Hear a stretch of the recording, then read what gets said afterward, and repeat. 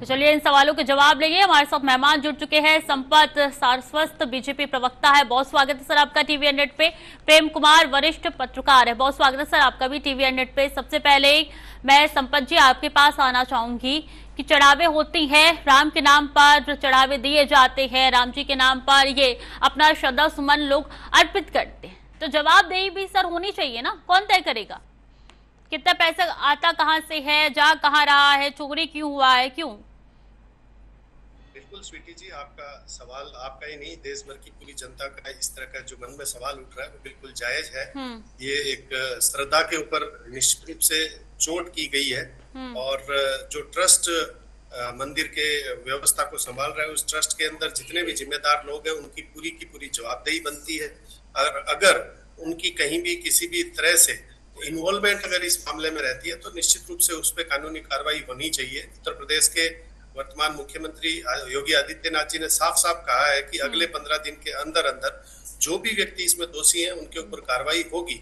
और पिछले 5-7 दिन से जो ये विवाद का रूप ले रहा है और देश के अंदर कहीं ना कहीं लोगों के अंदर श्रद्धा भाव को चोट पहुंचाने का प्रयास इस ट्रस्ट के चंद नुमाइंदों ने किया है। और ये कहीं ना कहीं सनातन के ऊपर भी चोट है कि लोगों की आस्था से लोग वहां पर मंदिर में चढ़ावा करते हैं, मंदिर के अंदर दान देते हैं, मंदिर की व्यवस्था को सुचारू रूप से चले इसके लिए दान करते हैं। आपने भी किया होगा, मैंने भी किया है। लेकिन अगर इस तरह की अनियमितता आती है और हमें पता चलता है कि उसी व्यवस्था से, उसी पैसों से लोगों ने प्लॉट खरीद लिए, जो ट्रस्ट के लोग हैं इन्होंने अपनी निजी संपत्ति अर्जित कर ली, तो वो तमाम लोग कानूनी कार्रवाई होने के उनके ऊपर होनी चाहिए। और विश्वास भी है तो सर ये सिलसिला आज से तो नहीं चल रहा होगा, जब से राम मंदिर का निर्माण कार्य शुरू हुआ है तब से ये सिलसिला चल रहा है, तो क्या तब आंखें नहीं खुली या हम आंखें जानबूझ के बंद किए हुए थे?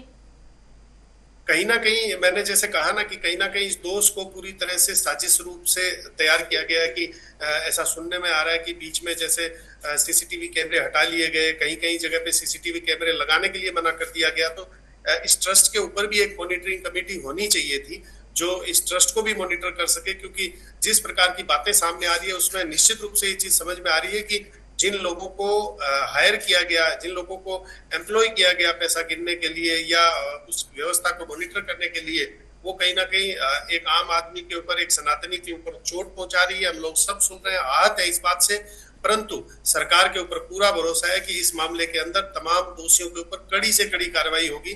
कार्रवाई नहीं, कड़ी से कड़ी कार्रवाई। और एक ऐसा मैसेज पूरे देश और विश्व में जाना चाहिए कि अगर कोई इस तरह से चोरी करता है, इस तरह से जो चंदा आता है उसकी चोरी करता है, तो उसके ऊपर किस तरह की कार्रवाई हो सकती है। चूंकि नहीं, भरोसा तो सरकार के ऊपर लोगों को तब भी था जब राम मंदिर का निर्माण हो रहा था।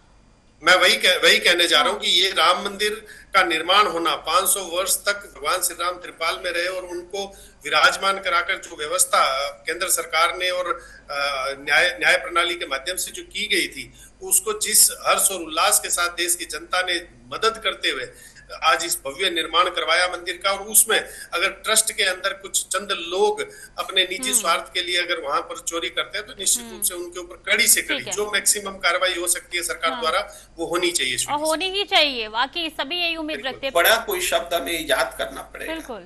और संपत जी, इसलिए लगातार सवाल ये उठ रहे हैं कि हाँ, आप लोग कह रहे हो कि जांच हो रही है, होगी, निष्पक्ष जांच होगी, लेकिन सवाल यही है कि जांच तक नौबत क्यों आई? क्या पहले सरकार ने क्यों नहीं देखा? क्या इग्नोर कर रही थी सरकार, या देख के भी अनदेखा कर रही थी? जांच होगी वो तो बात की बात है सर। जी जी स्वीटी जी, मेरे विचार कोई प्रेम जी से अलग नहीं है। मैं भी इस तरह की सोच ही रखता हूँ। जांच होगी और जांच के बाद तय किया जाएगा, ये मुद्दा नहीं है। मुद्दा ये है कि इस तरह के हालात पैदा कैसे हुए, कौन लोग जिम्मेदार है। अगर केंद्र सरकार जिम्मेदार है तो केंद्र सरकार को आगे आकर इस बात पे स्पष्टीकरण देना चाहिए। मैं एक देश की सबसे बड़ी लोकतांत्रिक पार्टी के प्रवक्ता के रूप में इस बात को बड़ी जिम्मेदारी से कह रहा हूँ कि कहीं भारतीय जनता पार्टी या भारतीय जनता पार्टी के जो नेतृत्व है वो कहीं नहीं चाहता कि इस तरह की कोई चीजें हो। चंपत राय अगर सर्वे सर्वा बने राम तीर्थ ट्रस्ट के, तो उनकी पूर्णतया जिम्मेदारी बनती है। और मैं कह रहा हूं ना कि एक रुपया भी अगर किसी व्यक्ति ने दान दिया था राम मंदिर निर्माण के अंदर, उसकी भी कहीं ना कहीं आत्मा पिछले हफ्ते 10 दिन से अंदर अंदर रो रही है। उसके मन में ऐसी पीड़ा हुई है कि मेरा 1 रुपया कहीं गलत तो नहीं चला गया। तो इस तरह के हालात पैदा करने के लिए, इस तरह का अविश्वास पैदा करने के लिए अगर कोई भी व्यक्ति, मैं फिर इस बात को बड़ा दबाव देकर कहना चाहता हूं कि कोई भी व्यक्ति अगर इस पूरे षड्यंत्र के अंदर शामिल है तो वो व्यक्ति माफ नहीं होना चाहिए। वो व्यक्ति जांच के दायरे में खुद को क्लीन चिट ले ले या खुद को निर्दोष साबित कर दे, ऐसी परिस्थितियां भी खड़ी नहीं होनी चाहिए। कोई भी व्यक्ति अगर इस पूरे प्रकरण के अंदर शामिल है तो उसके ऊपर कड़ी से कड़ी कार्रवाई होनी चाहिए, उसको सजा मिलनी चाहिए। यहाँ पे सिर्फ चंदे की बात नहीं है, जमीन खरीद पे भी काफी घोटाले अब धीरे धीरे करके सामने आ रही है। मैं आपको बताना चाहता हूँ कि बात चंदे की नहीं है। जब सामने आई तो आप इस बात को समझ सकते हैं कि जब चीजें सामने आई तब सब लोगों को पता चला, मुझे भी इस बात का पता चला, और जब पता चला तो इस बात को बड़ी गहनता से जब हमने रिसर्च किया तो पता चला कि केवल चंदे चोरी तक सीमित नहीं है। अगर जमीनें हैं और भी कुछ चीजें हैं, मुद्दा ये नहीं है। मुद्दा मैं फिर प्रेम कुमार जी की बात को हवाला देते हुए कहना चाहता हूँ कि मुद्दा विश्वास का है।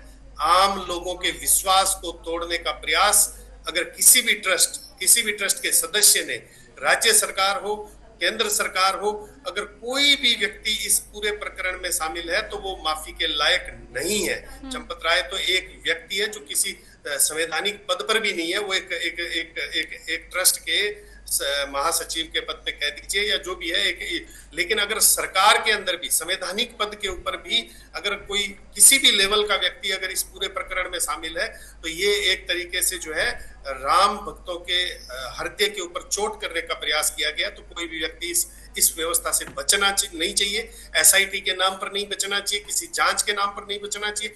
किसी भी हाल में तमाम वो लोग जो इस प्रकरण में शामिल हैं उनको सजा मिलनी चाहिए। हाँ, इस बात को मैं एक फिर राम भक्त होने के नाते विश्वास के साथ कहना चाहता हूँ कि उनकी 7 पुश्तें तो जो है वो अब खत्म होगी क्योंकि उन्होंने भगवान श्री राम के आस्था के साथ उनके अंदर आस्था रखने वाले भक्तों की आत्मा के साथ चोट पहुंचाने का काम किया। लेकिन फिर भी लोकतांत्रिक देश है, लेकिन अगर मुझे लगता है कि पहले से अगर ध्यान दिया जाता।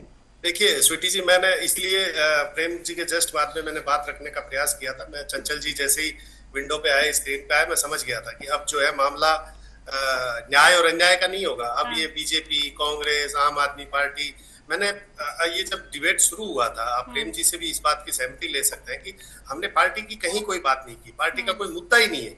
मुद्दा भगवान श्री राम के अंदर आस्था रखने वाले लोगों की श्रद्धा के ऊपर चोट का है। और ये सफाई हमें सर्टिफिकेट देंगे। कार सेवकों पे गोली चलाने वाले इनके मुखिया और ये लोग हमें बताएंगे कि कौन राम भक्त है कौन नहीं है। बार बार कह रहे हैं बीजेपी के लोग। अरे बीजेपी के लोग क्या है?